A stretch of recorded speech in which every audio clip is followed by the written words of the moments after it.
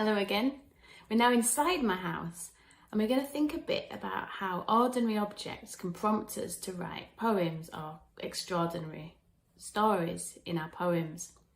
So I've just got some quite ordinary objects here which I've gathered from around the house. I've got a screwed up ball of paper and a pencil, an elastic band, a stone which looks a bit like an egg. And what we're going to do is think about how we can write with whatever we have. So what I want you to do is have a look around, just pick up whatever objects are at hand, and just think about, first of all, what else this object might be.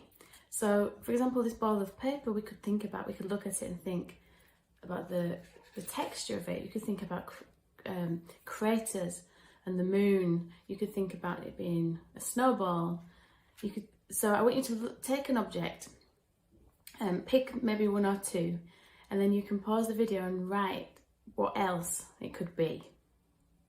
So when you've done that, come back and I want you to think about the story of that object. So the story of this pencil might be in its materials. It might be it used to be a tree. It used to be metal, which was under the ground. There's rubber. It's connected to the rubber band. Its story might be connected to the rubber band. You might also think about what else it looks like it might look like a rocket. So I want you to write the story of this object and try and think about the sensory. So think about the roughness of wood and how that might be the history of it, like how that might connect to the roughness of tree, to the bark, the sound of the tree, and see where that takes you. With the stone, you might think about how this is really old and it goes back way, way before humans, before flesh, thinking about the difference between stone and flesh and what this stone might have seen in its travels.